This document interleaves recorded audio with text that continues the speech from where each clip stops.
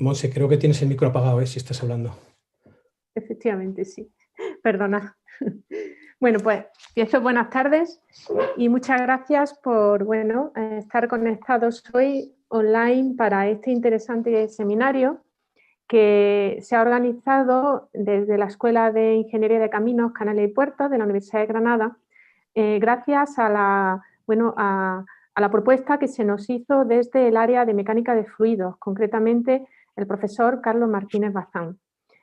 Carlos acaba de llegar, está recién llegado a la Universidad de Granada, con lo cual sí que le quiero agradecer pues esta iniciativa, que además creo que con los momentos que estamos viviendo es bastante interesante.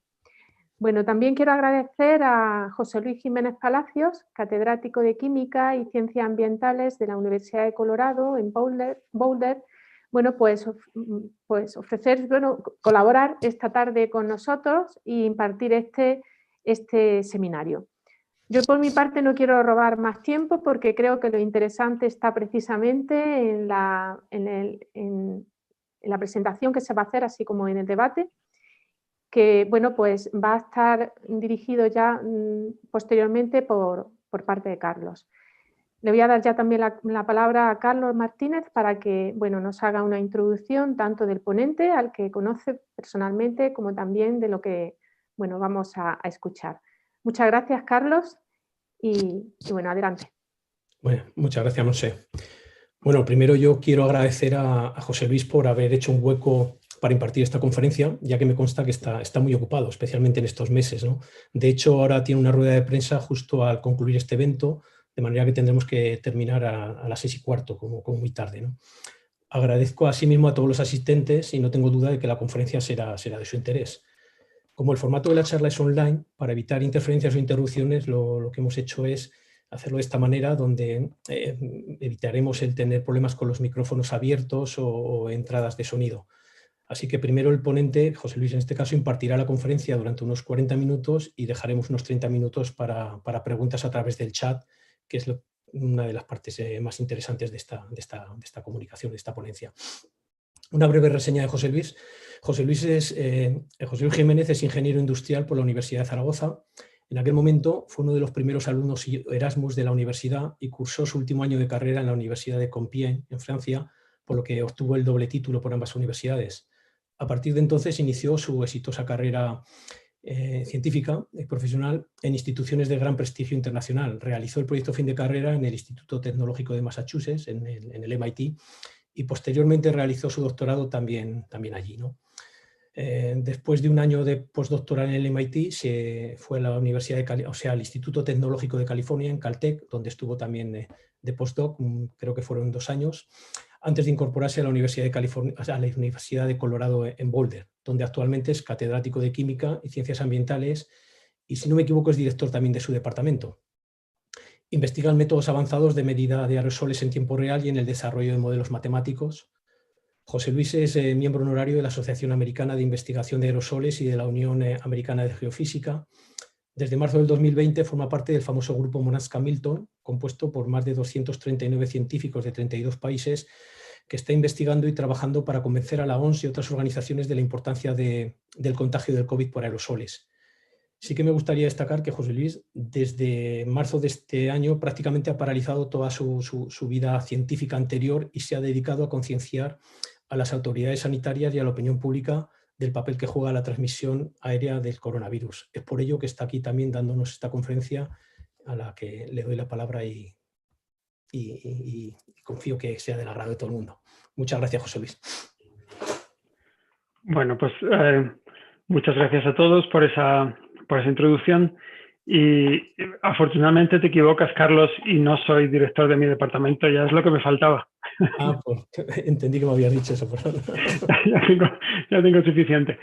Bueno, pues nada, pues voy a hablar, veis mi pantalla, ¿no? Voy a hablar sobre las formas de transmisión del coronavirus, lo que sabemos y por qué lo sabemos, por qué pensamos que se transmite por aerosoles y por qué la OMS está equivocada y cómo protegernos, ¿no? Y después de acabar la presentación pondré las transparencias en Twitter, que solo es JLJ Colorado, y de allí las podéis bajar y podéis darles a todos los enlaces si queréis ver más de los artículos o lo que sea, ¿vale?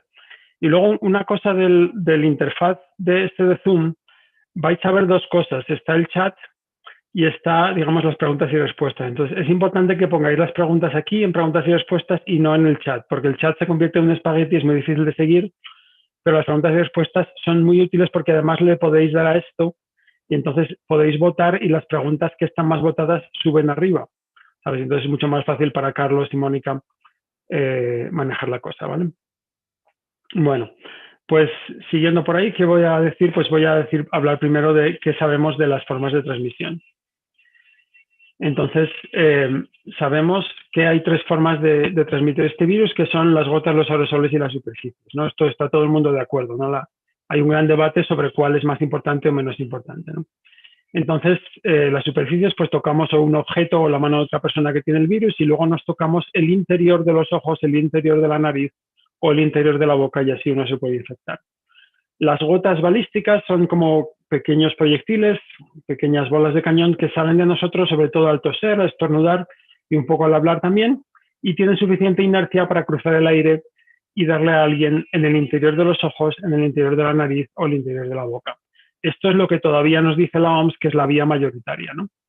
Y luego los aerosoles, también como las gotas, pues son pelotitas de saliva o de fluido respiratorio, pero son más pequeños, ¿no? Y tienen diferentes tamaños, pero infectan, no tienen suficiente inercia, perdón, no salen con suficiente fuerza, con suficiente inercia para ser como una bola de cañón, sino que se paran, se quedan flotando en el aire y nos infectan cuando los respiramos, por inhalación, ¿no? Los inhalamos, se depositan en nuestro sistema respiratorio y entonces pues el debate es cuál es el más importante, ¿no? Entonces, bueno, voy a despachar muy brevemente con las superficies. Está todo el mundo de acuerdo que las superficies no son importantes, ¿no? Hay un debate, pues hay estudios que dicen, bueno, la gente se lava mucho las manos y baja el contagio, el 10%. Hay gente que piensa que es el 10%, el 15%. Hay gente que piensa que es el 0%. Este es el debate que hay, ¿no? Entonces, desde luego, no deberíamos, como digo, todavía hay colegios donde dedican muchos recursos a desinfectarlo todo, pero no quieren ventilar. Esto es un error tremendo.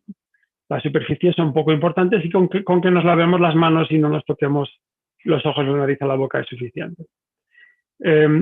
Vamos a ver, pues ¿qué nos dice la ciencia y qué nos dicen las organizaciones de salud? Pues la ciencia, este es un artículo que salió, una carta en la revista Science, el 5 de octubre, ¿no? Yo lo ayudé a escribir, pero no cabíamos todos los que habíamos ayudado, de autores, y nos dice, pues, hay una evidencia abrumadora que la inhalación, los aerosoles, es una forma muy importante de transmisión, ¿no?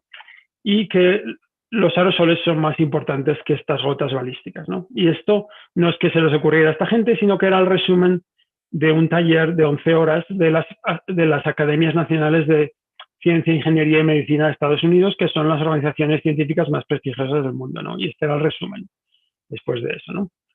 Y bueno, luego ya hablaremos de lo del tamaño.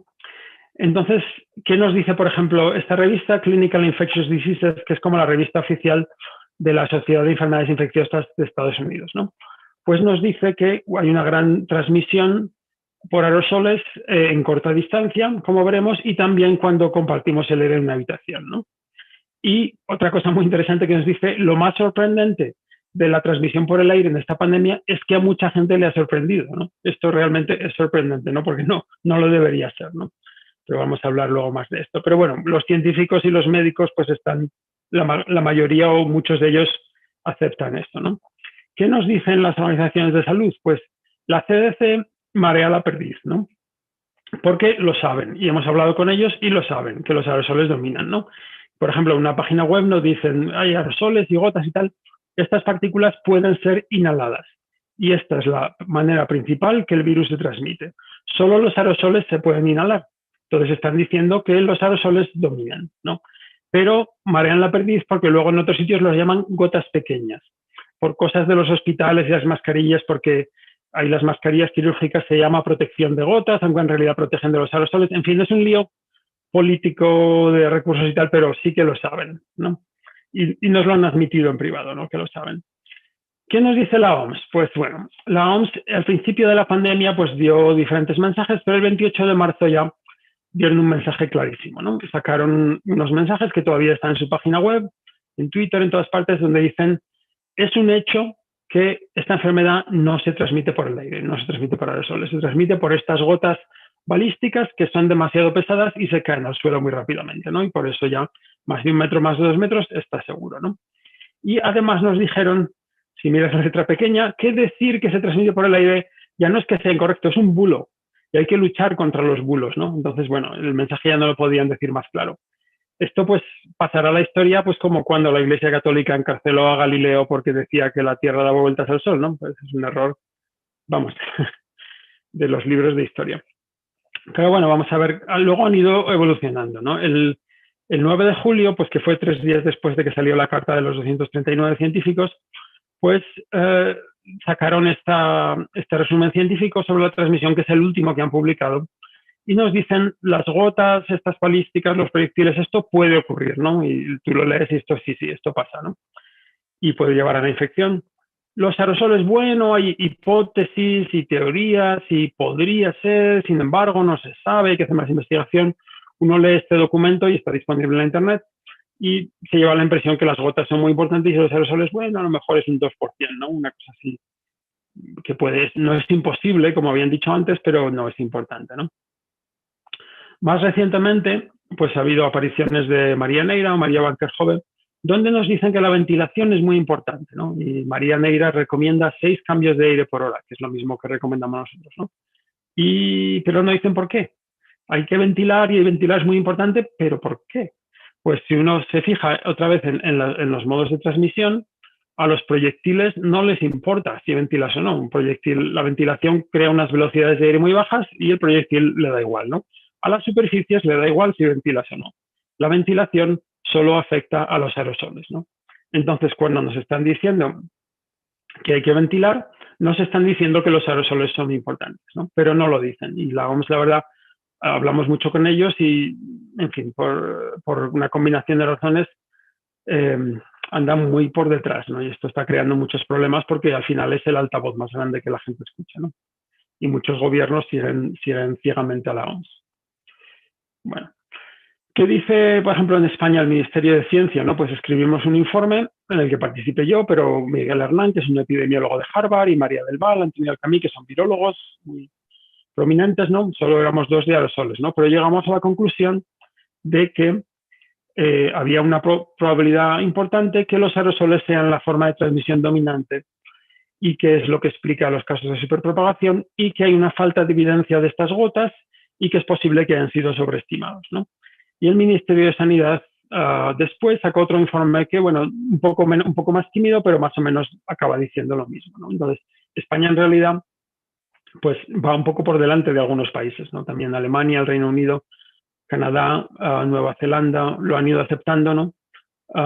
Pero vamos, todavía queda bastante, ¿no? Sobre todo las medidas en España se ha aceptado, digamos, con estos informes, pero no se ha hecho hincapié en las medidas ni en las implicaciones, ¿no? Entonces, bueno, vamos a ver la evidencia, ¿no? Vemos que hay todo este debate, todas estas posiciones. ¿Por qué dicen unos una cosa y otros otra cosa, ¿no? Bueno, pues, ¿qué sabemos de la transmisión? Pues lo primero que sabemos, y está muy claro en los estudios de rastreo de contactos y se ve en otras enfermedades respiratorias, es que se transmite muy bien si no guardas la distancia, ¿no? Tú hablas con alguien 15 minutos sin guardar la distancia y entonces se ven muchos contagios, ¿no? Entonces, ¿esto cómo se explica? Pues la OMS nos dice que esto es prueba, el hecho de que se transmite en proximidad cercana es una prueba de que esto se transmite por estas gotas balísticas, ¿no? Porque, este es un vídeo en su página web, están las gotas balísticas que sale por aquí y le pegaría a esta persona si sigues con el vídeo, pero si tú mantienes la distancia funciona y funciona porque las gotas hacen una trayectoria parabólica y caen aquí, ¿no? Entonces ellos dicen, el hecho de que la distancia funciona es una prueba de que es una infección por gotas, ¿no? Esto es un error tremendo, ¿no? No es una prueba, esto es una hipótesis plausible, ¿no? Es posible, si estas gotas existen y tú guardas más distancia y ves que hay menos infección, es posible que esto sea la explicación, pero no es la única explicación. Y no, esto no es una prueba, es un error de lógica, ¿no? Porque hay otra explicación que es simplemente la dilución de los aerosoles, ¿no? Lo vemos aquí en esta foto y voy a poner un vídeo brevemente. Esto es de unos investigadores de mecánica de fluidos de Finlandia. Esta persona, digamos, está hablando y se ve cómo salen los aerosoles al principio a mucha velocidad, pero luego se paran por la fricción del aire y se diluyen, ¿no? Y se ve que también suben, y lo vamos a ver más claro en la segunda parte del vídeo, donde se ve cómo se paran, se diluyen y suben, ¿no? Porque este aire está más caliente al principio de Arquímedes, ¿no? Entonces, si esta persona está aquí, pues respira mucho menos humo, y si guarda más distancia, aún menos, ¿no? El humo siendo un símil de los aerosoles respiratorios que no se ven, ¿no? Y sin embargo, si esta persona está aquí, a medio metro, como se está en muchas conversaciones, entonces está respirando mucho más aerosol respiratorio, ¿no? En otras palabras, si estás aquí, tú le olerías a alguien el ajo en el aliento, ¿no? Han comido ajo y tú se lo hueles, eso es una situación muy peligrosa de salir corriendo.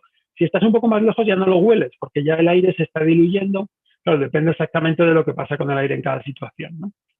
Y en un sitio cerrado, pues el techo nos va a capturar este aire y luego va a bajar, mientras que al aire libre se iría, ¿no? Entonces, estas son cosas. Entonces, es otra explicación muy plausible, ¿no? Entonces, tenemos dos explicaciones plausibles de esta observación de que la distancia ayuda, ¿no? Entonces, solo con eso no sabemos, hay que mirar más evidencia, ¿no? O más pruebas. Entonces, una forma fácil es, ¿se ve infección en el aire compartido cuando guardas la distancia? Si no se ve, esto es indicación de gotas, ¿no? Porque las gotas caen y si tú estás a 3 metros de distancia, aunque no lleves mascarilla, no te puedes infectar porque las gotas no llegan, ¿no? Pero si son aerosoles, no, porque como el humo, que es otro aerosol, pues si estás aquí muy cerca, pues eso, como decíamos, como hueles el ajo, respiras mucho más humo, ¿no? Mucho más aerosol. Pero si estás en una habitación mal ventilada bastante tiempo, compartiendo el aire, esta persona, que está lejos del fumador, pues puede inhalar el suficiente virus para contagiarse, ¿no? Y se ven muchísimos casos de superpropagación, como el del coro que os contaré después, donde básicamente esto es lo que pasa, ¿no? Entonces, esto nos dice que el hecho de que la distancia funciona, al menos en parte, es por aerosoles, ¿no? Desde luego no es prueba de las gotas, ¿no? Como todavía nos dice la OMS. ¿Qué más sabemos de la transmisión, ¿no? Pues otra observación muy clara es que en interiores se contagia mucho mejor que en exteriores, ¿no? Entonces os voy a mostrar unos datos de rastreo de contactos en Japón, donde siguieron a 22 personas que habían estado infectadas y siguieron con quién se habían reunido y vieron si se habían contagiado o no, ¿no? Y 88 que se habían reunido al aire libre. Entonces, de los 22 en interiores, 6 no contagiaron a nadie y 16 sí. De los 88 en exteriores, 77 no contagiaron a nadie y 11 sí. Entonces ya se ve que era muchísimo más fácil reunirse con alguien y contagiar en interiores, ¿no? Pero luego además miras a cuánta gente contagiaron.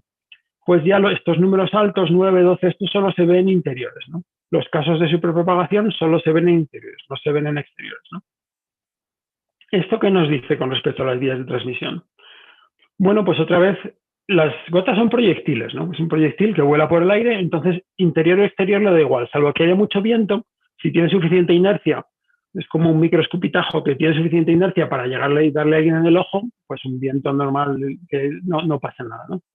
Pero para los aerosoles la diferencia es mucho mayor, porque los aerosoles, como hemos visto, se paran, ¿no? Y suben. Si no hay techo, se van, ¿no? Y también la velocidad del aire de interiores es 0.1 metros por segundo, en exteriores, aunque no lo notes, siempre es pues como 1 metro, 2 metros por segundo, ¿no?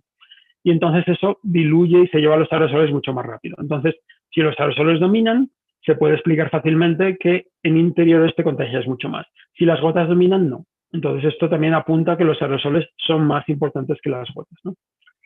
¿Qué más? Bueno, pues la OMS nos dice que, y algunos epidemiólogos, que no, esta es una enfermedad muy diferente que las enfermedades de transmisión aérea, ¿no? Las que están aceptadas de transmisión aérea son el sarampión, la tuberculosis y la varicela, ¿no? Y la COVID es una enfermedad que llaman una enfermedad de gotas, ¿no? Como la gripe, ¿no? Esta enfermedad se parece en cómo se transmite a las enfermedades de gotas, como la gripe, y por eso es una enfermedad de gotas, ¿no? Pero bueno, entonces vamos a ver esto un poco, ¿no? Entonces, y pues eso, cada persona contagia 2,5, ¿no? De media, una cosa así, si no tomas protección, ¿no? Entonces, pero hay una gran dispersión. Hay gente, hay como un 10-20% de la gente que contagian al 80% de los nuevos contagiados, ¿no? Como veíamos en esos casos, había gente contagiada que no contagiaba a nadie y gente que contagiaba a 9 o 12, ¿no? Entonces, eso se ve en muchos sitios, ¿no? Y entonces esta gente está contagiando a 10, a 20 o a 50 o hay un caso de 200, ¿no? En Estados Unidos.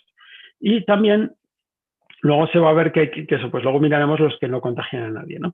Entonces, bueno, primero voy a explicar los casos de supercontagio, ¿no? Entonces, este es el caso del coro de Skagit en Estados Unidos, que pasó el 10 de marzo y salió en el Los Angeles Times. Un periodista hizo un artículo y, vamos, en cuanto lo terminé de leer, le mandé un correo, me contestó inmediatamente, me puso en contacto con el coro y el coro ha hecho todo lo habido y por haber por ayudarnos, ¿no? Básicamente teníamos que saber exactamente lo que habían hecho para ver qué vías de contagio podían ser factibles, ¿no? Y esto es muy difícil, es una investigación muy difícil porque, claro, la gente no se acuerda exactamente y este detalle. Pero bueno, yo creo que al final este ha sido el caso más claro de toda la pandemia. ¿Por qué? Porque tenían una gran estructura en sus acciones. Son gente que no se ve, que no viven como aquí en Estados Unidos, pues se mueven mucho con el coche, entonces viven en un área muy amplia y no se ven durante la semana. Y están todos de acuerdo que se contagiaron allí. Y la agencia que lo investigó de salud pública también. Se contagiaron en este ensayo, ¿no? De 2 horas y media. Entonces, llegan en el coche, se meten y ya saben del COVID, ya saben de las superficies, que nos decían mucho, se usan gel hidroalcohólico y las puertas están abiertas para que no haya que tocar nada, no se tocan unos a otros en absoluto. Y entonces sí mantiene la distancia, ¿no? En realidad había la mitad de densidad que aquí. Esta foto no es de ese coro y solo fueron de los 120, solo acudieron 60 por el miedo a la enfermedad, ¿no? Que ya estaba por la zona de Seattle, que es donde está esto, pues ya estaba bastante expandida, ¿no? Y entonces cantan y tienen 10 minutos de pausa en el que tienen que ir al baño, pueden comer cosas y tal, y de media hablan en esos 10 minutos con 2 o 3 personas, ¿no? Según nos dicen ellos. Y luego cantan y ya es muy tarde y se van, se meten al coche y se van, ¿no? Entonces, esta gran rigidez en sus acciones o estructura nos permite ver cómo se contagiaron, ¿no? ¿Podrían ser las superficies? Pues luego se sabe que hay una persona que estaba infectada, ¿no? Entonces, esta persona no se encontraba muy bien y no tocó nada. La única cosa que tocó fue un baño donde fueron 3 personas. Entonces, imposible contagiar por superficies. Además que nos dicen que las superficies son muy ineficientes, ¿no? Para contagiar. Entonces, imposible que fuera por superficies, ¿no? ¿Podrían ser las gotas proyectiles? Pues nos dice la CDC que hay que hablar con alguien 15 minutos para contagiarle e impactarle suficientes gotas, ¿no? Entonces, tuvieron 10 minutos de pausa y la persona que estaba infectada no tenía nadie delante, no le caían las gotas a nadie, entonces es imposible que esa persona contagiase por gotas, ¿no? Aunque digas, bueno, había otra persona contagiada que no sabíamos, tal, que es posible, aunque es poco probable, pero la estructura te dice que no, que tampoco podía haber contagiado a 52, ¿no? ¿Se puede explicar por transmisión por el aire? Sí, porque era una habitación pequeña, con poca ventilación, donde el aire se mezcla bien, tanto por el calor de los cuerpos como por el aire de cantar, mucho tiempo sin mascarillas, ¿no? Entonces es fácil de explicar. Incluso cuantitativamente, como lo diré después, es consistente con con el restaurante, con todos estos otros eventos de propagación, ¿no? Entonces esto lo hemos publicado en un artículo, el enlace está ahí. Pero además es que este es un ejemplo, yo creo, como digo, el ejemplo más claro, pero todos los ejemplos de superpropagación que se han estudiado, todos apuntan a los aerosoles, ¿no? No hay ninguno que yo sepa, en absoluto, que digas, no, este apunta a las superficies o este apunta a las gotas balísticas. Todos apuntan a los aerosoles. Entonces, el 80% de la transmisión es pues en eventos así y todos apuntan a los aerosoles como dominantes, ¿no? Entonces, esto también, pues la evidencia se va acumulando, ¿no? ¿Qué más? Pero luego nos dice muchas veces la OMS y el comité de la OMS y otra gente, pues nos dice, no. Lo que prueba que esta enfermedad no se transmite por el aire es que a veces la gente comparte el aire en una casa y no se contagia. Si la enfermedad se transmitiera por el aire, la gente se contagiaría, ¿no? Entonces, y también pues que en los hospitales no se contagian, aunque no lleven las mejores mascarillas y tal. Entonces, pues, ¿qué es esto? Otro error que ya les dijimos a la OMS en abril, pero tienen la cabeza bastante dura, ¿no? Bueno, entonces vamos a comparar dos enfermedades un poco para explicar un poco esto, ¿no? Pues luego os diré cuáles son. La enfermedad A nos dice es una enfermedad de gotas balísticas y requiere contacto, y requiere estar cerca en 1 metro, ¿no? Y la enfermedad B lo mismo, de gotas y 1 metro. Entonces la enfermedad A nos dicen, bueno, que habían hospitalizado a 180 y tal y cual y estaban compartiendo el aire, pero no se contagiaron, ¿no? Entonces esto es una parte de lo que demuestra que es una enfermedad de gotas, ¿no? Y para la enfermedad B nos dicen lo mismo, ¿no? Otra situación donde se compartía el aire sin las mejores mascarillas y no se contagian, ¿no? Entonces, esto también lo usan como prueba de que esto es una enfermedad de gotas, ¿no? Y este texto viene o de artículos científicos o de documentos de la OMS, ¿no? Luego os diré. Pero en la enfermedad se ven estos brotes de superpropagación en barcos, en autobuses, en escuelas, tal, sitios poco ventilados, ¿no? Que es un poco inconsistente con esto de la enfermedad de gotas. Y en la enfermedad B se ve lo mismo, ¿no?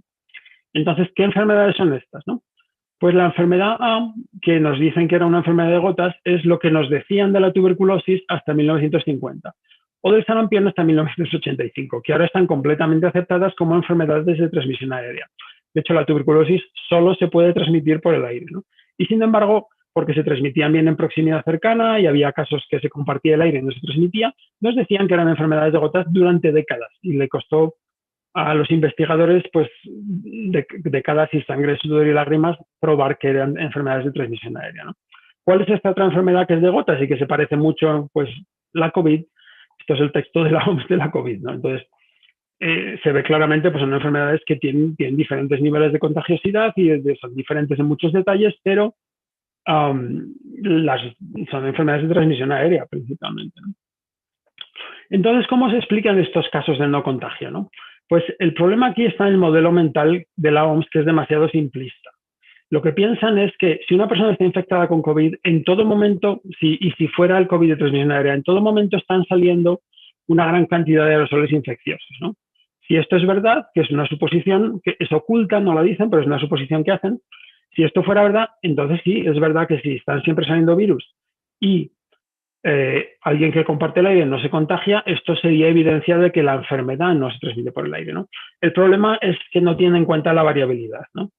Entonces, esta es la probabilidad de contagio con respecto a los días, con respecto a los síntomas para la COVID, y esto es cuando aparecen los síntomas. Entonces, como sabemos, es una enfermedad muy contagiosa justo antes de que aparezcan los síntomas, ¿no? Por eso estamos en una pandemia, porque la gente contagia cuando no sabe que está enferma, ¿no? Y luego un poquito después, pero luego ya baja, ¿no? La gente que está en el hospital que no puede respirar, estos contagian poco, entonces es normal que con mascarillas que no sean las mejores, uno se pueda proteger, ¿no? Pero casi lo más importante es otra cosa, y es que pues es un estudio que hicieron en China y midieron cuántos virus salía de la gente, ¿no? Entonces, del 27% de los infectados salía 1 millón de virus de media, pero también variaba muchísimo, por un factor de 100, de 100.000 a 10 millones de virus por hora, ¿no? Pero del 73% de la gente no salían virus, y además esto cambiaba en el tiempo. Había gente que se lo medían una vez y salían virus, y lo medían otra vez y no salían virus. No se entiende bien por qué, tendrá que ver con los procesos de generación de aerosoles dentro de nosotros, pero básicamente es normal. Si tú compartes el aire con este 63%, no te contagias. Tú compartes el aire con estos, sí te contagias, ¿no? Entonces, y esto también se ve en el sarampión y también se ve en la tuberculosis, ¿no? Entonces, no debería ser una sorpresa, ¿no? Pero, sin embargo, usan este modelo tan simplista, ¿no? Entonces, ¿qué causan los casos de superpropagación? Pues tienes a alguien que está poniendo mucho virus en el aire, en un momento en el que está compartiendo el aire en un sitio cerrado, con mucha gente, mucho tiempo, con actividades de vocalización, sin mascarillas, ¿no? Como las cenas de Navidad, donde vamos a tener una explosión de contagios seguramente, ¿no? Si se hacen las cosas como se dice, ¿no? Entonces nos dice la OMS, no, si fuera una enfermedad de transmisión aérea, la reconoceríamos. Y decimos, sí, como solo os costó 75 años reconocer al sarampión, que era una enfermedad de transmisión aérea, y ahora nos dicen, es que es una enfermedad fantasmagórica con un contagio tremendo, ¿no? Pero durante 75 años decían que era una enfermedad de gotas. Entonces, la COVID, que es menos contagiosa, pues están bastante perdidos, ¿no? Bueno, entonces vamos a analizar estos casos de propagación de forma cuantitativa, ¿no? Y vamos a usar un modelo en caja, ¿no? Que esto simplemente pues, es un modelo de conservación de la masa y del virus, y luego veremos del CO2, donde simplemente tú tienes un espacio interior y hay una persona infectada que está echando virus al aire, ¿no? Una cierta cantidad por unidad de tiempo, ¿no? Y entonces este virus puede hacer tres cosas. Se puede ventilar, que quiere decir salir afuera con el aire y ya no infecta dentro de este espacio, o pierde infectividad más o menos en 1 hora, se mide muchas veces, o lentamente, no en segundos como las gotas, pero a lo mejor en 1 hora o 2 horas va cayendo al suelo o las superficies, ¿no? Entonces se va a mantener entre, digamos, es como un lavabo donde tienes agua que entra y un agujero, entonces dependiendo de estas cosas se mantiene un nivel de agua, ¿no? Que es el nivel de virus, y ese nivel de virus es el que respira la persona susceptible y eso determina la probabilidad de infección, ¿no? Y ahí pues son unos modelos muy básicos de aire interior o de ciencias atmosféricas y el modelo de infección de Wells y Riley, que son los investigadores que demostraron que la tuberculosis y el sarampión se transmitían por el aire, ¿no? Y que está bien aceptado para las enfermedades de transmisión aérea. Y ahí, esto lo puse yo en junio en la internet y lo podéis bajar en este enlace y podéis hacer una copia y correrlo para los casos que os interesen, ¿no? Y aquí he puesto una descripción en YouTube donde podéis ver cómo funciona esto, ¿no? Entonces, usando este modelo, podemos hacer una cosa, ¿no? Que es todos estos casos de superpropagación para diferentes enfermedades, ponerlos en el mismo espacio, ¿no? Este es el porcentaje de gente, la tasa de ataque, el porcentaje de gente que se infecta, y este aquí es un parámetro de riesgo, ¿no? Que simplemente es una combinación de parámetros del modelo, ¿no? Si tienes menos ventilación, si pasas más tiempo, si no llevas mascarillas o mascarillas peores, si estás hablando más fuerte, si estás respirando más fuerte, todas estas cosas aumentan el riesgo, ¿no? Si al revés, pues bajas el riesgo, ¿no? Y ves que pues este parámetro de riesgo puede variar muchísimo, ¿no? Entre una situación que estás poco tiempo sin hablar y tal y cual, y una situación que estás cantando mucho tiempo, ¿no? Luego veremos dónde cae el coro, por ejemplo. Entonces, los casos que se han estudiado, ¿dónde caen, no? Pues estos son la tuberculosis y el sarampión, ¿no? Entonces, la tuberculosis, el caso típico es así. La tuberculosis es una enfermedad que se transmite muy mal. Se transmite por el aire, pero es muy poco contagiosa, digamos, en un momento dado. Tú haces una cena de Navidad con un tuberculoso que no sabe que es tuberculoso y seguramente no te contagias, porque salen muy pocas bacterias, ¿no? ¿Por qué sobrevive como enfermedad? Porque alguien que no se trata es contagioso durante un año. En vez de 2 días como la COVID tiene 2 o 3 días para contagiar, y si no contagia no sobrevive como enfermedad, pues la tuberculosis tiene un año. Entonces puede permitirse contagiar poco, ¿no? Entonces necesita un parámetro de riesgo muy alto, ¿no? En un caso, hay algunos casos, por alguna razón, pues en una oficina se vio que había más contagios, ¿no? Entonces, esto es, digamos, el caso más fuerte de la tuberculosis, ¿no? El sarampión, pues vemos que es una enfermedad mucho más contagiosa, ¿no? El caso típico, pues con un parámetro de riesgo muy bajo, ya contagia mucho, y este es un caso más fuerte, ¿no? Entonces, que aún contagiaba más, ¿no? Entonces, ¿dónde aparece la COVID, no? Estas son 2 enfermedades de transmisión aérea, y la OMS nos dice, no, la COVID es diferente, ¿no? Pues la COVID aparece en medio de las enfermedades de transmisión aérea y es totalmente plausible que sea de transmisión aérea, ¿no? Y además, este es el caso del coro, pues aquí veis, como os decía, es un caso de bastante riesgo, porque, perdón, mi puntero va un poco despacio. Este es el caso del coro, ¿no? Y estos son otros casos, el restaurante, otros casos en Alemania, y se ve que además se ponen como en fila, ¿no? Nos dice, esta enfermedad parece consistente, cuando detectamos casos de superpropagación, parece que es consistente, ¿no? Y entonces pues uno puede usar el modelo y ver que pues esto es lo que te predeciría el modelo, y entonces ves que además que funciona bien. O sea, es un modelo de transmisión por el aire. Entonces, cuantitativamente nos dice la enfermedad es consistente y se pueden explicar los diferentes casos de superpropagación simplemente porque en unos estaban hablando más y en otros menos, más tiempo, menos tiempo, todas estas cosas, ¿no? Y luego estos de aquí veis que está un poco por encima de la línea, ¿no? ¿Qué pasa? Pues que si la tasa de ataque es muy baja, no lo detectas. No tiene que haber, para ver un caso de superpropagación y que alguien lo estudie y lo publique, pues tiene que haber suficientes contagiados, ¿no? Entonces yo creo que aquí estamos simplemente viendo que en estos riesgos bajos solo pillamos las situaciones con muy mala suerte donde sí se detectó el contagio, ¿no? Pero entonces se ve cuantitativamente, esta es una enfermedad muy consistente con la transmisión por el aire, ¿no? Bueno, ¿qué más sabemos? Pues otra cosa que nos dice la OMS y sus aliados es que las gotas son más grandes, ¿no? Esto es verdad. Y que como son más grandes, tienen mucho más virus y que, claro que contagian más, ¿no? Entonces vamos a ver si esto es correcto o no, ¿no? ¿Cómo de grandes? Bueno, pues nos dice la OMS que las gotas son más grandes de 5 micras, ¿no? Entonces, una bacteria son 3 micras. Entonces ya 5 micras, un poco más grande que una bacteria, ya se comporta como un proyectil que puede volar medio metro, 1 metro, darle a alguien en el ojo y que si no cae en unos segundos, ¿no? Esto es lo que nos dice la OMS. Y los aerosoles son más pequeños de 5 micras. Esos ya se paran y se quedan flotando, ¿no? Vamos a ver, esto es correcto, ¿no? Este es su último documento científico y todavía es su posición, ¿no? Y esto es lo que nos dicen, digamos, ahora esto es una distribución de tamaños, una escala logarítmica, se ha medido cuántos salen de nosotros, ¿no? Gotas y aerosoles, ¿no? Por diferentes mecanismos que no tengo tiempo de decir. El virus es más pequeño y el virus nunca sale solo, salen vehículos que son 1000 veces más grandes, ¿no?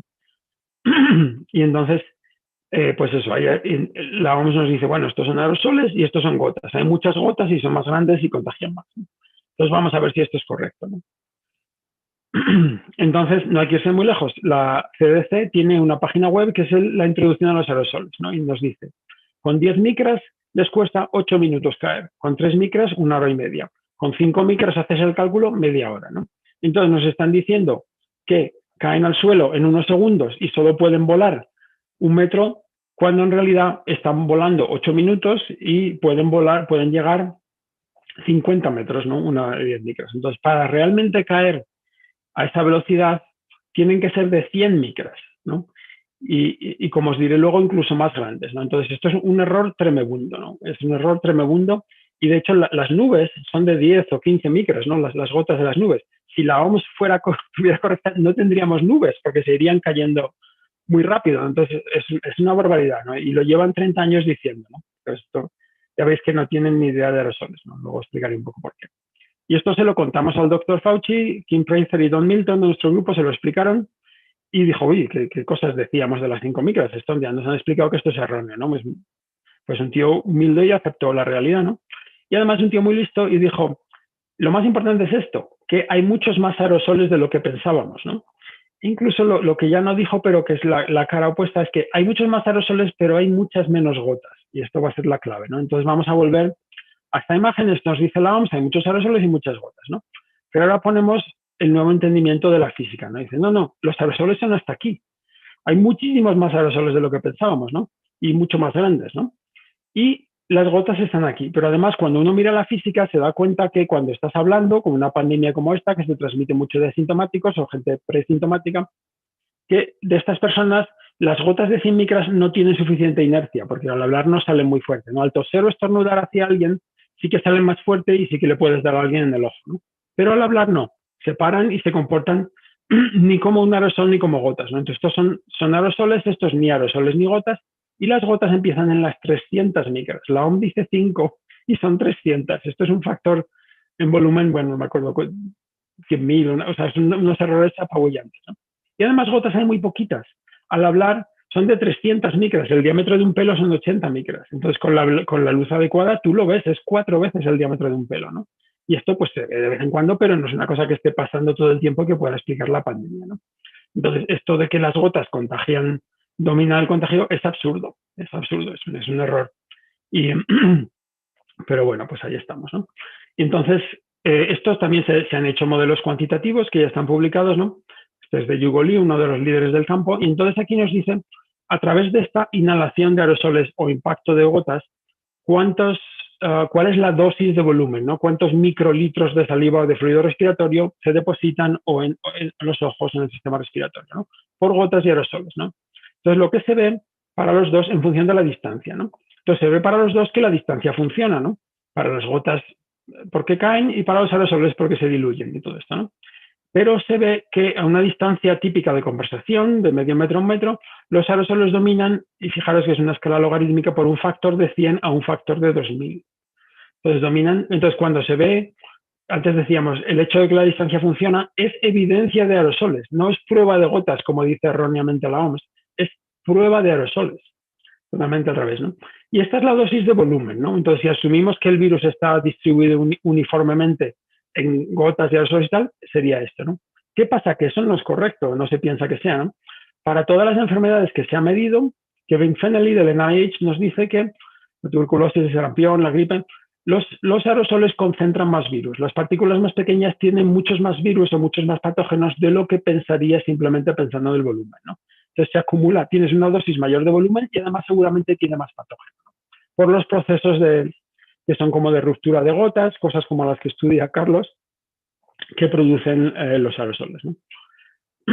Entonces, bueno, esto me lo voy a saltar. Entonces, y además esto está publicado en el artículo de Yugo Lee, que hicieron una revisión de la literatura de transmisión por estas gotas proyectiles y que no se encuentra nunca jamás en la historia de la medicina, nunca jamás se ha demostrado que ninguna enfermedad se transmita por gotas, ¿no? Es una suposición que esto se transmite, es plausible, ¿no? Hay alguna enfermedad que igual se transmite, pero es una suposición. Por aerosoles hay enfermedades demostradas y aceptadas, el sarampión, la varicela, la tuberculosis, pero para las gotas no. Sin embargo, aparece esta enfermedad, inmediatamente la OMS nos dice, esta es una enfermedad de gotas, ¿no? Esto es absurdo que hayan dicho esto, ¿no? Entonces, bueno, esto me lo voy a saltar por el tiempo, y esto también aquí tenéis más detalles si luego queréis aprender más. Y bueno, esto me lo voy a saltar también. Pero bueno, cuando uno mira toda la evidencia, ve que las diferentes evidencias que hay, algunas os he contado, otras me llevaría otras horas, Pues que los aerosoles son consistentes con la evidencia, las superficies con alguna y las gotas realmente poco, ¿no? Hay evidencia en contra, aquí en rojo, y hay muy poca evidencia, ¿no? Entonces, en realidad, cuando la OMS dice las gotas dominan, los aerosoles son poco importantes, la realidad es al revés. Los aerosoles dominan, la contagio por el aire domina y las gotas son poco importantes, ¿no? Entonces, bueno, pues esto, ¿cómo hemos llegado a esta situación, ¿no? Una situación tan escandalosa, ¿no? ¿Cómo está la OMS tan confundida, ¿no? Una organización que tiene acceso a los mejores científicos, con la que llevamos hablando desde abril, ¿cómo están más perdidos que un pulpo en un garaje? Pues por la historia, ¿no? Y esto pues hay que explicar un poco la historia de las enfermedades infecciosas, ¿no? Durante la historia de la humanidad se pensaba que las enfermedades venían por el aire, desde los griegos, Hipócrates daba mucho miedo, ¿no? Que las enfermedades cruzaban el Atlántico, infectaban a alguien en Inglaterra, de Estados Unidos, y que venían pues por la calle y se metían por la rendija, cosas que daban mucho miedo, no de la infección por el aire. En 1860, Pasteur descubre los gérmenes y se empieza a investigar para esta enfermedad, para esta otra enfermedad, cómo llega el germen a la persona para infectar, ¿no? Y en 1910, Charles Chapin, que es un investigador de salud pública norteamericano, escribió un libro muy importante que se llama Las fuentes y modos de infección, donde revisa toda esta evidencia, ¿no? Y entonces propone un avance muy importante que se llama la infección de contacto, ¿no? Y esto quiere decir que, al contrario de que se pensaba, los gérmenes no viven en el agua pútrida o en la basura y de ahí es donde llegan a la gente, sino los gérmenes viven dentro de otras personas, ¿no? Y te contagias de la gripe o de la tuberculosis porque te ha contagiado a alguien, ¿no? Esto, claro, ahora nos parece obvio, pero cuando lo propuso por primera vez fue un gran avance, ¿no? Y su libro se convirtió en un libro de texto, que durante muchas décadas, ¿no? Y en un paradigma y en un dogma realmente, ¿no? Y bueno, y se da cuenta de esto, la distancia social ayuda para las enfermedades respiratorias. ¿Qué pasa? Que dice también, la gente tiene este miedo a las miasmas, a la transmisión por el aire, y no hay forma de conseguir que se protejan en su hospital de la transmisión por el aire si piensan de la transmisión de contacto, si piensan que se infectan por el aire, ¿no?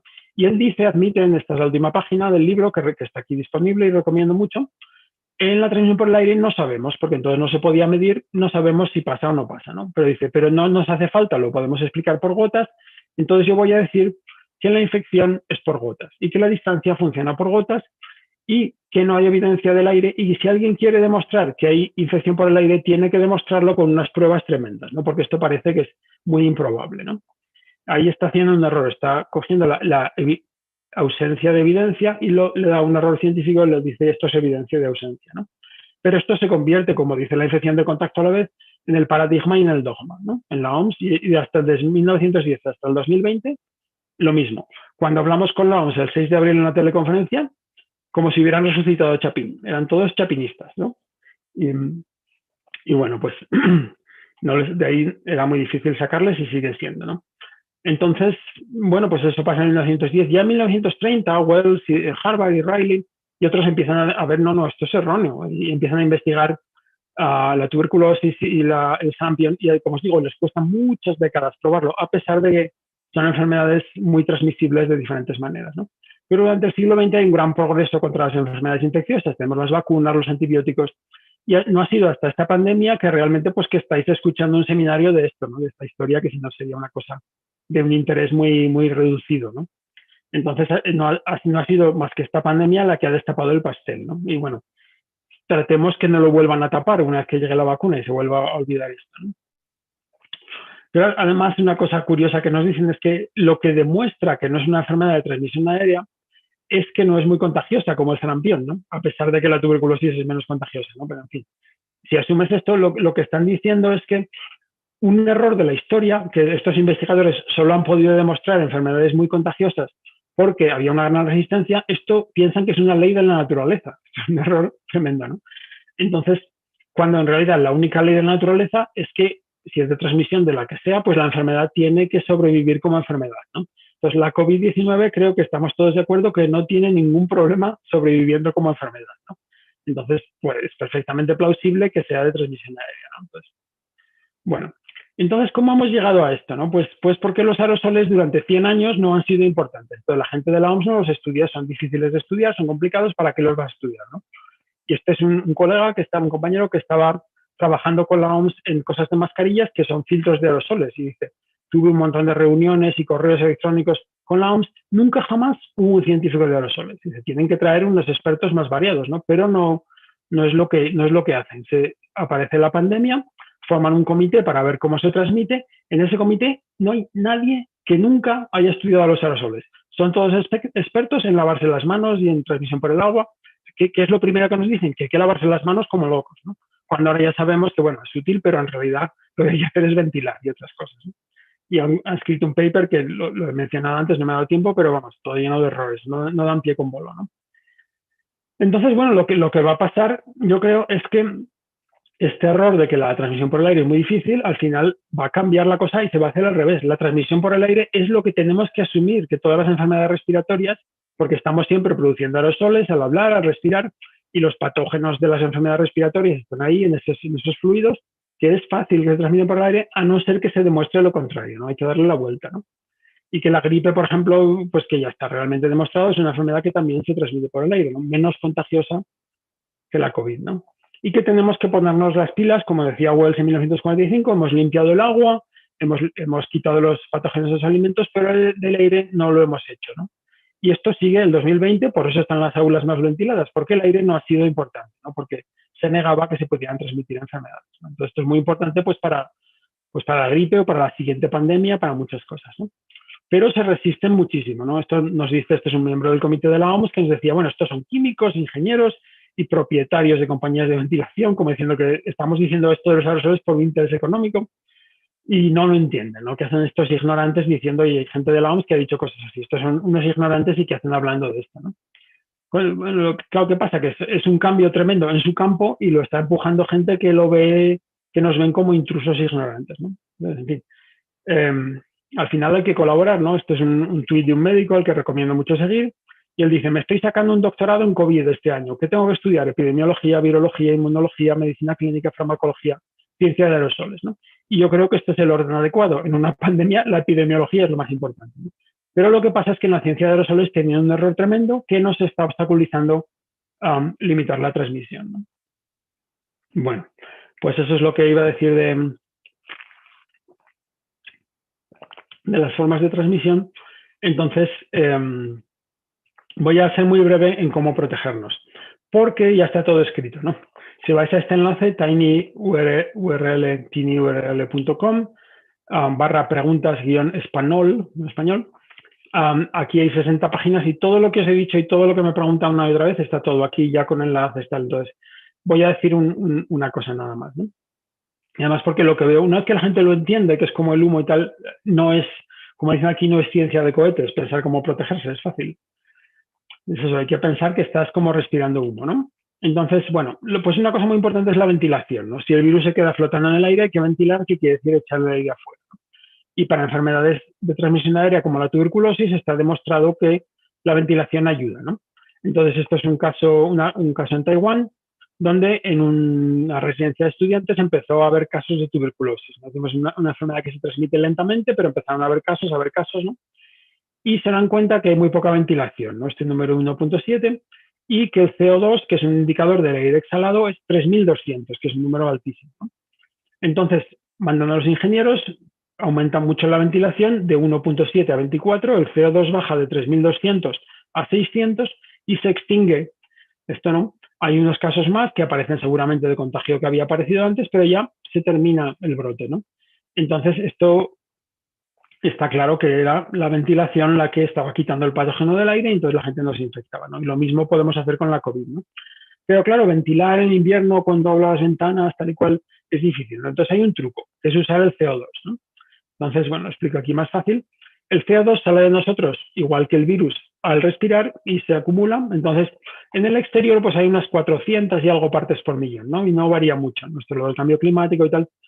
Entonces, si hay 400 y algo, casi no hay aire exhalado, ¿no? En el interior, si hay 800 partes por millón, eso quiere decir que hay el 1% de aire exhalado, ¿no? Y si hay 4.400, que es el 10% del aire que respiras, ya lo ha respirado alguien y lo ha exhalado. Esas son las situaciones peligrosas, ¿no?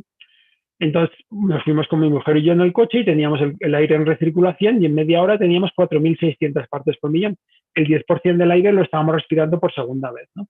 Además que esto puede dar aturdimiento y tal, y puede causar un accidente, ¿no? Pero entonces simplemente cambiamos el sistema de ventilación a que viniera aire de afuera y rápidamente bajó a 800, ¿no? Entonces Medir el CO2, pues es con un aparato como este, se llama de tecnología NDIR, infrarrojo no dispersivo, que cuestan entre 90 y 200 euros, es más o menos. Luego hay otros más baratos, pero funcionan muy mal, ¿no? Que son de otra tecnología.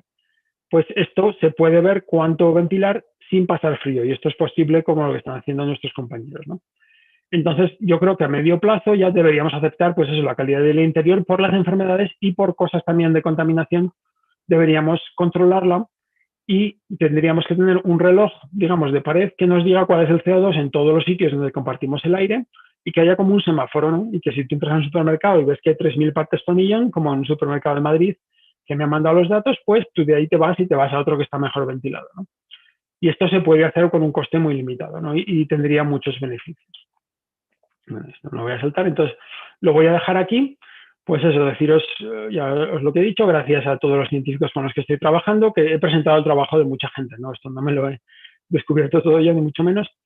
Y pues eso, aquí está mi Twitter, que podéis ver muchos detalles, y aquí están las preguntas frecuentes y el estimador, ¿vale? Y puedo responder las preguntas que os interesen.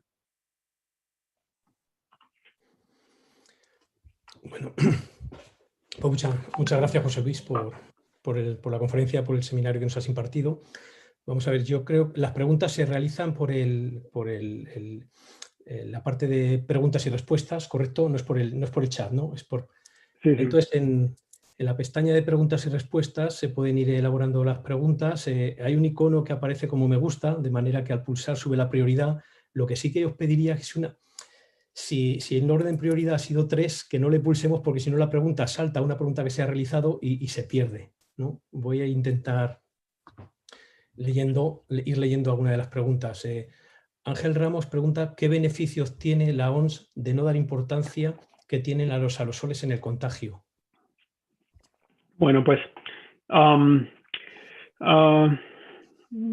¿por qué lo hacen? ¿No? Yo no sé, beneficio creo que no, en realidad no sé si tiene ninguno, pero mira, hay gente que dice, bueno, es que es China, hay una conspiración y tal, y yo he hablado mucho con ellos y con mucha gente de la OMS de alto nivel, de medio nivel, de bajo nivel, y es consistente, no se lo creen. O sea, es una cosa como si les hubiéramos dicho, que les hubiéramos llamado en abril, que esto se transmite por el 5G. Y pues, ¿qué decís? ¿Pero esto cómo se va? ¿Pero qué cosas? Necesitáis muchísima evidencia, ¿no? Esto para ellos es, por esta cosa histórica, es una cosa casi impensable, ¿no? Y les cuesta muchísimo salir de ahí. Y hay la mala suerte que la gente que está precisamente dentro de la OMS en control de esto son fundamentalistas de esto, no son totalmente chapinistas, entonces esto es un problema grande, ¿no? Luego también pues está la cosa de la disponibilidad de mascarillas, ¿no? Y de que si va a crear miedo y tal. Al final lo que les decimos, lo que crea miedo es una pandemia fuera de control, ¿no? Al final decir que se transmite por el aire, hay que ventilar, hay que hacer cosas al aire libre, que hay que ajustarse bien la mascarilla, no da tanto miedo, ¿no? Podríamos controlar la pandemia mejor, ¿no? Pero ahí son un poco estas dos cosas, ¿no? Y también que si en los países más pobres no tendrían mascarillas y tal, pero bueno, si al final no les dices cómo protegerse y tienen más enfermedad, pues al final necesitan más mascarillas en los hospitales, ¿no? Entonces, nos parece que es un error, pero estas son las razones por las que, según yo entiendo, es por lo que lo hacen, ¿no? De acuerdo. Manuel Pérez Victoria, un compañero tuyo en Boston, por lo visto. Hola, Manuel. Te felicita por la charla inicialmente y luego hace una pregunta práctica. ¿Protege lo suficiente en la emisión de aerosoles las mascarillas higiénicas que lleva la mayoría de la gente en España, sin el ajuste perfecto, y las quirúrgicas? Bueno, toda mascarilla protege algo, ¿no? Voy a enseñar a 32. Toda mascarilla protege algo, claro, pero y depende de esas dos cosas exactamente que ha dicho Manuel, ¿no? Depende de la calidad de la tela, al final es un filtro, y depende si el aire pasa por la tela, cómo de bueno es ese filtro, ¿no? Esto depende. Y las higiénicas, pues hay una gran variedad, ¿no? Entonces, estos son test, lo que estoy enseñando ahora, que ha hecho un compañero aquí en Colorado State, que han probado muchísimas mascarillas, y entonces se ven, esta es la eficiencia, digamos, en el rango de tamaños donde está el virus, ¿no? Más bien yo diría incluso a partir de una micro. Entonces se ve que hay mascarillas de tela que tienen una cosa dentro como un filtro, y estas son como N95, filtran todos los virus, ¿no? Sin embargo, tú te pones una bandana hecha con una camiseta y tal y cual, pues a lo mejor filtra el 10%, ¿no? Entonces, importa la calidad de la mascarilla, la calidad del filtro, ¿no? Y lo que ven es que son las de 3 capas, sobre todo si tienes 2 capas de algodón y una capa en medio de poliéster, porque esto también crea un efecto electrostático, ¿no? Entonces, Si son de varias capas y se ajustan bien, pues pueden ser buenas, ¿no? Y la otra cosa son los huecos, ¿no? No sé si lo tengo aquí, lo siguiente. Sí, aquí.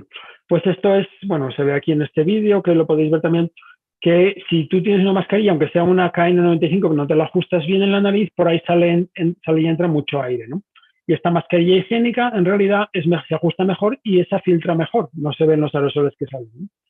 Y entonces se ve que un hueco, que sea un hueco del 2% del área, tú tienes el área de la mascarilla, un hueco así pequeñito en la nariz o en los lados de la mascarilla quirúrgica, por ahí pasa la mitad del aire. ¿Por qué? Porque al aire le cuesta mucho menos, entra y sale sin filtrar por ahí, le cuesta mucho menos que pasar por el filtro. Entonces son las dos cosas, una cierta calidad de la mascarilla y un buen ajuste, ¿no? Porque para las gotas una mascarilla es un parapeto, y en un proyectil tú lo paras, con que esté colgando no hace falta que se ajuste, ¿no? Entonces, pues sin embargo, para los aerosoles se tiene que ajustar, ¿no? Y la superficie donde se apoya es mejor si no hay una barba o algo así que, digamos, impide el sellado contra la cara, ¿no? De acuerdo. Otra pregunta parece es, bueno, primero te felicitan, excelente, es un JP, excelente seminario, uno de los mejores que he visto a lo largo de la pandemia. Claramente es un ejemplo de cómo hay que afrontar los problemas sobre una posición holística. He seguido los resultados de investigación sobre la COVID, aunque no es mi campo, e incluso he realizado algunos de los cálculos con tu hoja Excel. ¿Habéis pensado en calcular el riesgo de ciertas situaciones y compararlo con los niveles de riesgo utilizados en la industria o para riesgos naturales donde se definen niveles aceptables, tolerables, ALARP o intolerables? Sí, bueno, claro, porque eso, lo que preguntan, tú vas al estimador y te dice, en esta situación tú tienes una probabilidad de infección del 0,3%, ¿no? Y la gente dice, bueno, eso es mucho, eso es poco. Entonces, lo que hicimos, y esto está en la hoja de cálculo, pues decir, si tú haces una cosa y vas allí en coche, ¿no? Vas y vuelves en coche, tienes una cierta probabilidad de morir en un accidente, ¿no? Que es baja, pero eso lo sabes, tú te metes en un coche y siempre podrías morir, ¿no? Entonces lo comparamos con esto. Entonces, si la probabilidad de morir por COVID que tú pilles en ese evento es comparable con la del coche, pues una probabilidad baja. Si es 100 veces más o 1000 veces más, tal, pues ya empieza a ser más alta, ¿no? Eso es lo que hacemos, ¿no? Si esta persona tiene ideas de cómo hacerlo mejor, que me escriba en correo, ¿no? Pero eso fue lo que hicimos como para dar una idea relativa del riesgo. Domingo Alcaraz Segura pregunta sobre tu opinión sobre los filtros EPA en las escuelas como solución para eliminar aerosoles cuando las condiciones meteorológicas no permiten abrir ventanas. ¿Qué tamaños y flujo de filtrado deberían tener? ¿Sería suficiente con detectores de concentración CO2 y ventilar cuando se supere el umbral? ¿Qué umbral? Pregunta. Sí, básicamente es una pregunta ahora que está en interés de muchos de nosotros. Vale, pues, sí, pues bueno, pues es una pregunta muy importante, claramente, ¿no? Pues voy a compartir un poco la pantalla otra vez. Pues dos cosas. Uno, la ventilación. Por eso es importante medir el CO2, ¿no? Estas son medidas de Javier Ballester, un compañero mío y de Carlos de la Universidad de Zaragoza. Y entonces han estado midiendo en colegios, ¿no? ¿Y qué se ve en un colegio? Este es el CO2, ¿no? Son 2 días diferentes y estas son las horas del día, ¿no? Y pues se ve la misma estructura, ¿no? Pero un día abrieron las ventanas más y otro día menos. Si no las hubieran abierto, esto sube a 2000 o 3000, ¿no? Pero este día, por ejemplo, el día morado, pues sube a 900, ¿no? Y luego está más o menos constante. Y luego baja cuando sale el recreo, luego sube y luego está más o menos constante. Aquí abren una ventana, ¡pop!, se ajusta. Entonces lo que se ve es que, digamos, el CO2 se ajusta bastante rápido a la situación en la que está, ¿no? Y se mantiene a un nivel más o menos constante, ¿no? Y que tú puedes, si estás viendo el CO2, pues este día había poca ventilación, pues al día siguiente abrieron más, ¿no? Bueno, en la edición al revés, pero esto lo puedes hacer, ¿no? Entonces al día siguiente ya te podías mantener más o menos a 700. Y lo que decimos es, pues, lo importante es mantenerse por debajo de 700, ¿no? Claro, 700 es como 1 metro, 2 metros, no es un nivel absoluto, pero la cosa está en bajar de 3000. O sea, hay clases donde están a 3000 o están a 5000, ¿no? Si tienen las ventanas cerradas, ¿no? Entonces, hay que bajar de eso a un nivel de 700 donde ya la probabilidad de contagio es muy baja, ¿no? El caso de la tuberculosis que os enseñaba, pues cuando bajaron a 600 ya no se contagiaban, ¿no? Es una enfermedad. Entonces, y lo que ven estos compañeros y otros es que se puede ventilar lo suficiente, en este caso con 3 ventanas abiertas 15 centímetros, sin pasar mucho frío, que se pierde el aire antes que se pierde el calor, porque el calor está en las superficies, que tiene una capacidad térmica mucho mayor, entonces es posible hacer las dos cosas, ¿no? Luego me preguntaba sobre los filtros EPA. Pues voy a ver dónde están. Entonces, la 77. Pues estos son los filtros. Se paga una caja, la enchufas a la pared, chupa el aire, tal. Pues bueno, dos cosas. Son caros, ¿no? Entonces funciona muy bien, quitan el virus del aire, esto está demostrado, pero son caros, ¿no? Entonces, ¿qué pasa? Pues que y además pasa una cosa, que mucha gente compra un filtro EPA pequeñito y piensa que es un talismán. Ya tenemos el filtro EPA, ya no nos tenemos que poner la mascarilla, ya no tenemos que ventilar, esto es un error. Hay que hacerlo todo a la vez. Son las capas de protección lo que nos protege, ¿no? Y necesitas un filtro suficientemente grande que limpie el aire de la habitación 5 veces por hora. Tú estás en una habitación de 20 metros cúbicos, necesitas un filtro que filtre por lo menos 100 metros cúbicos por hora. ¿Qué pasa? Que son caros. Pues es el que compré para la clase de mi hijo, que lo regalé yo, pues $500, ¿no? Pues esto, claro, es muy caro, ¿no? ¿Qué pasa? Que esto se puede hacer con un coste mucho más bajo, ¿no? Pues aquí en Estados Unidos, en China se hace mucho, y Javier Ballester lo ha demostrado, que con ventiladores de los de no pasar calor tú les pegas un filtro con cinta o con gomas y tal, y esto hace lo mismo, pero esto vale 500 y esto vale 50, ¿no? Entonces, la verdad es que es lamentable, se lo hemos dicho a las administraciones, pero no tienen agallas de tirar para adelante y recomendar esto y poner uno en cada aula, ¿no? Pero se podría filtrar y quitar el virus del aire con un coste muy bajo, ¿no? Y claro, funciona. Entonces, ¿qué hacer? Pues yo diría ventilar cuando se pueda, ¿no? Y filtrar cuando no se pueda ventilar, o en un sitio como el sótano donde no se puede filtrar. También hay una cosa que la gente no está teniendo en cuenta. Dice, bueno, es que los filtros son muy caros. Yo tengo 20 aulas y 500 euros, esos son 10.000 euros, ¿no? Pero en un colegio nos decían que pensaban que se iban a gastar 20.000 euros más en ventilación teniendo todo abierto, porque su factura normal de ventilación son 30.000 euros al año, y como todo abierto iban a gastar mucho más calefacción, ¿no? Entonces, ¿qué pasa? Que la calefacción la pagan los ayuntamientos en España, ¿no? Entonces, lo que habría que decirles es a los ayuntamientos, oye, que os va a llegar un facturón de la calefacción, igual si compráis los filtros podemos abrir menos, ¿no? Entonces, o si se hacen las cosas de esta manera, puedes a la vez ahorrar dinero y reducir el riesgo, ¿no? Ignacio pregunta si es posible el contagio por aerosoles por contacto con los ojos. Sí, esto se sabe y está demostrado ya, incluso antes, cuando solo estaba el virus en China, ya se sabe que si se deposita un aerosol en el ojo, esto puede infectar, ¿no?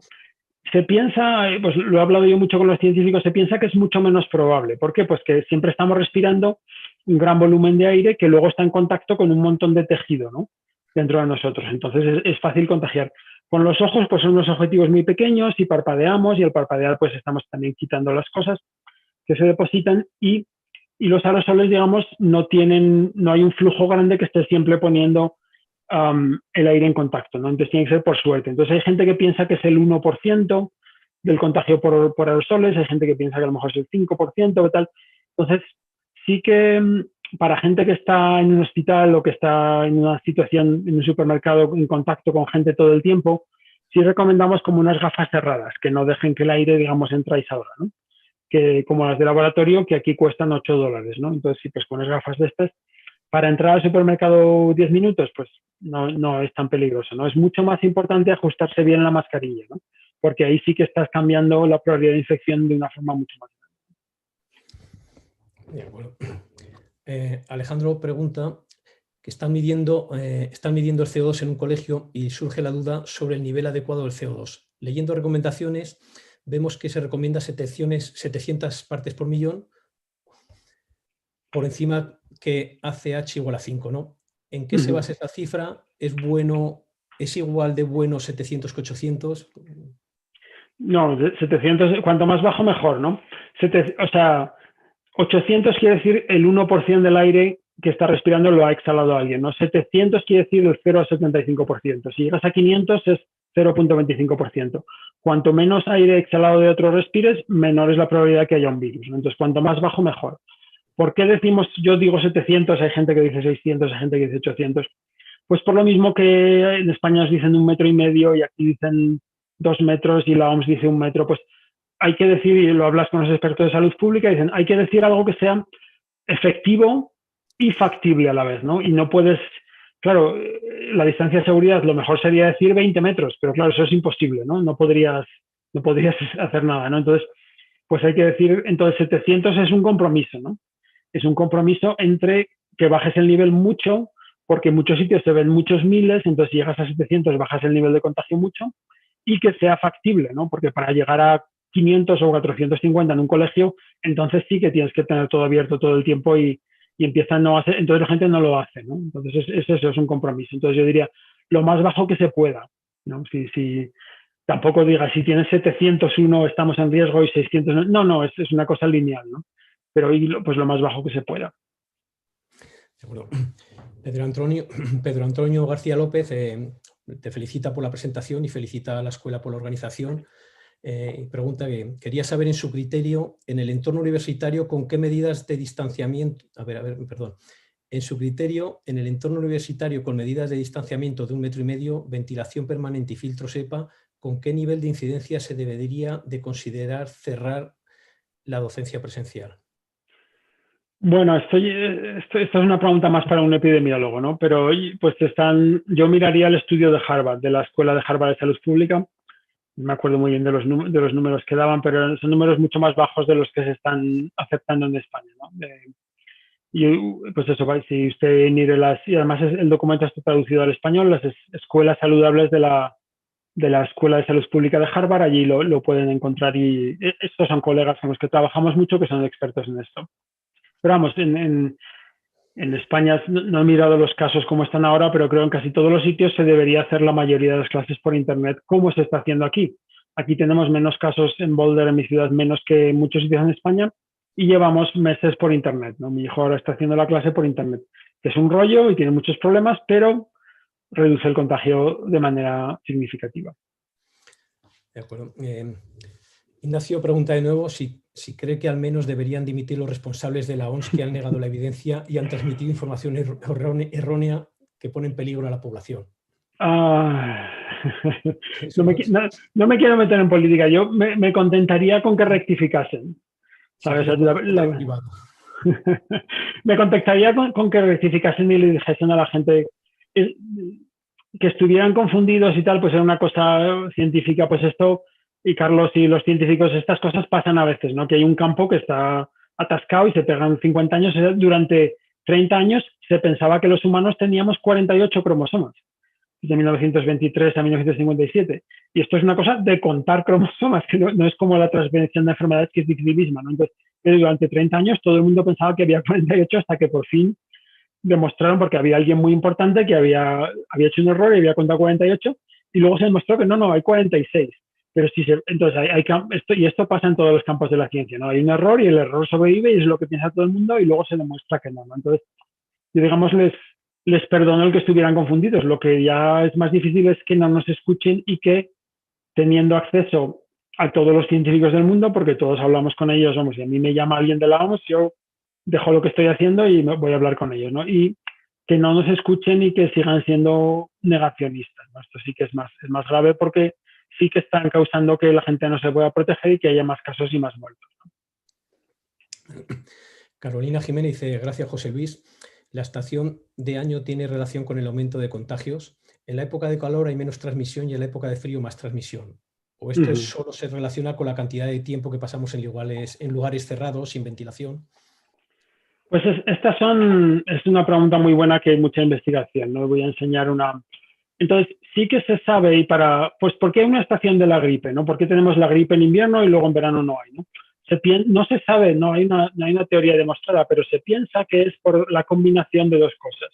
Que en invierno pasamos más tiempo en interiores compartiendo el aire y que el aire está más seco, ¿no? La humedad relativa es más baja y esto hace que los virus como el de la gripe o el del COVID sobrevivan mejor, ¿no? Voy a enseñar una cosa. Y entonces, esto es de mi compañera Lindsay Marr. Entonces, ¿qué se ve con el virus, no? Pues se ve que esto es la humedad y esta es, digamos, la supervivencia del virus. Cuanto más alto, más tiempo dura el virus infectivo en el aire, ¿no?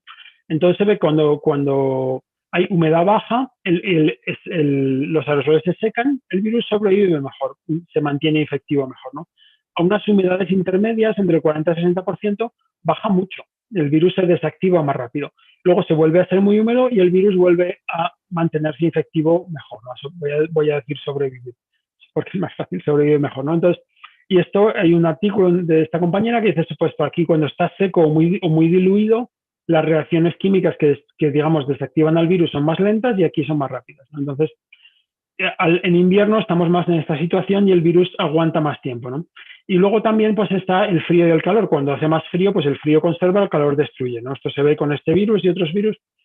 Pero esto es un efecto pequeño, ¿no? En las casas no tenemos una diferencia tan grande. Bueno, a lo mejor sí, en algunos sitios sí. Si hay mucho calor dentro de casa en verano, pues sí que el virus sobrevive peor, ¿no? Pero sobre todo también, por ejemplo, en los mataderos se han visto muchísimos casos y pues una parte es que tiene muy poca ventilación porque hay que mantener aquello frío, pero además está muy frío, están a 5 o 10 grados centígrados, ¿no? Y esto hace que el virus que está por el aire, que no estás ventilando, y además es muy seco, se mantenga muy infectivo y además es un trabajo muy fuerte, que hay que respirar fuerte y están gritando porque hay mucho ruido, entonces es un caldo de cultivo perfecto para la transmisión por aerosoles, ¿no? Yo creo que esto responde a la siguiente pregunta, que Inmaculada preguntaba ¿cómo cree usted que influye la temperatura y la humedad? Entiendo que está respondida. Sí, sí. Domingo Alcaraz Segura pregunta ¿en qué parte del aula deberíamos instalar los medidores de CO2? En el medio, no muy cerca. Si tú tienes el medidor y lo tienes muy cerca, entonces estás midiendo CO2 concentrado, esto no sirve, ¿no? Tiene que estar pues a 1 metro de la gente y en el medio, no en la ventana donde está entrando el aire de ventilación, ¿no? Lo que decimos es a lo mejor colgarlo del techo pues a una altura que no lo puedan tocar los niños, pero en el medio del aula, ¿no? Esto puede ser una cosa útil, ¿no? Y una cosa que me he olvidado de decir, que la gente se confunde, los filtros EPA o tal, la ventilación baja el CO2, los filtros no, los filtros quitan los aerosoles, pero no quitan los gases, ¿no? Entonces, si tú tienes un filtro EPA, se puede tolerar un nivel de CO2 más alto, ¿no? Y hay una calculadora que hizo Pablo Fuente y le ayudé basada en la mía, que está el enlace en las preguntas frecuentes, y ahí se puede meter, yo tengo este filtro, yo tengo esta ventilación, ¿cuánto CO2 puedo tolerar, ¿no? Esto también se puede hacer. Y una cosa que también se me ha olvidado de la humedad, hay una cosa más de la humedad, ¿no? He hablado que la humedad muy seco o muy húmedo ayuda al virus, entre medio le desayuda, ¿no? Entonces hay gente que dice, ¿por qué no humidificamos? Pues lo que decimos, sí, no es mala idea, pero si al final vas a gastarte dinero en un chisme, yo diría, compra un filtro, porque quitar el virus del aire es mejor que dejarlo en el aire y hacer que se muera un poco más rápido, que se desactive un poco más rápido. Otra cosa es que la humedad baja cuando es muy seco en invierno también hace que nuestro sistema respiratorio limpie los virus peor. Tenemos estos cilios que van empujando a la mucina para arriba, ¿no? Los mocos, y esto cuando el aire está muy seco funciona peor, ¿no? Entonces también se piensa por esto que tener un poco más de humedad en invierno ayuda, ¿no? Tenemos que acabar en 2 o 3 minutos, ¿no? Tenemos que acabar a 1:15, o sea, vamos a... Lamentablemente hay muchas más preguntas, pero voy a intentar hacer un par de... Están todas en las preguntas frecuentes. Vayan a ese enlace, todo lo que han preguntado hasta allí. Lo que te iba a pedir también es que luego pones el enlace para que se pueda ver, ¿no? Y que la gente tenga tiempo de apuntarlo, un enlace que habías puesto a la conferencia y a las preguntas frecuentes, ¿no? Sí, la conferencia está en mi canal de YouTube. Si buscan José Luis Jiménez Aerosoles seguramente saldré por ahí, pero luego lo pongo en Twitter o Carlos te lo mando por correo y tú lo puedes también diseminar, ¿vale? Ángel Ramos pregunta que qué beneficio tiene la OMS al no dar importancia que tienen los aerosoles en el contagio. Pues como decía antes, no, beneficio en realidad yo creo que se están ayudando a que se expanda la pandemia, ¿no? Entonces beneficio no tienen, ¿no? Simplemente están confundidos y tienen un miedo a decirlo por miedo al pánico y miedo a la escasez de mascarillas, ¿no? Pero vamos, esto no debería ser así. Maripaz pregunta por el sensor que tienes ahí, el que has estado enseñando. Dice, ¿qué sensor lleva incorporado el aparato que has mostrado antes? Pues es un sensor NDIR, que no sé cuál es. Hay una página que también está, una página web que hemos puesto, que si no la encuentran me mandan un correo con no solo este sensor, sino unos cuantos sensores, ¿no? Pero que los estamos probando, bueno, en realidad los están probando compañeros de la Universidad de Castilla-La Mancha, y Elena Jiménez y Florentina Villa, y lo que vemos de momento es que los que tienen un sensor de este tipo NDIR, que miden el CO2 de verdad por infrarrojos, estos casi todos funcionan bien, ¿no? Y en esa página web recomendamos los específicos que hemos probado, ¿no? Y luego hay otros sensores que son de sensores de óxido de metal y estos funcionan mal y te pones alcohol en las manos y de repente sube el CO2. Y entonces, lamentablemente, esos son los que cuestan 20 euros, ¿no? Y ya, yo creo que es la última pregunta. Si una persona lleva una mascarilla si una persona lleva una mascarilla que se le está subiendo todo el rato y yo llevo una FFP2, ¿qué posibilidad de contagio tengo en una tienda, por ejemplo?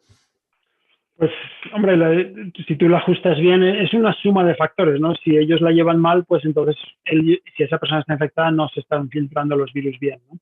Siempre hace algo, ¿no? La mascarilla, pero si está mal puesta, entonces, pues yo me iría de esa tienda o el menor tiempo posible o, pues, eso, ¿no? Darse cuenta que la mascarilla no es un talismán, ¿no? Que porque llevar la mascarilla, porque los dos llevan la mascarilla, a la vez hay que acortar el tiempo, hay que guardar la distancia, hay que ventilar, hay que filtrar, y es la suma de todo lo que nos protege, ¿no? Que no hay una sola cosa nos protege, pues un factor de 2 o 3, ¿no? Pero no nos protege del contagio como un talismán. Pues la verdad es que hay muchas más preguntas, pero siento que todas no hayan podido ser atendidas. José Luis tenía ahora dentro de un momento una rueda de prensa y tiene otra conferencia más adelante. O sea que te agradezco, la verdad, te agradezco muchísimo el tiempo que nos has dedicado y que estés ahí continuamente, ¿no? Estás haciendo una campaña impresionante para concienciar a la población. De acuerdo, y como os decía, mirar las preguntas frecuentes, que está todo allí. Y si no está, me lo decís y lo ponemos, pero vamos, está todo allí. Muchas gracias. Muchas gracias, José Luis. La verdad que ha sido espectacular la conferencia, además un montón de gente conectada, muchísimo interés en las preguntas, pero sobre todo agradecerte la forma tan sencilla de explicarlo para que lo entendamos, que creo que también es un valor añadido al conocimiento que tienes. Así que enhorabuena por el trabajo que estáis realizando y bueno, a vuestra disposición para, si queréis algún día tener otro tipo de charla de este tipo o algo, por nuestra parte, encantados. De acuerdo, muchas gracias. Muchas gracias y enhorabuena, José Luis. Nada. Bueno, pues hasta la próxima y a cuidarse. Cuídate mucho. Gracias. Igualmente, hasta luego.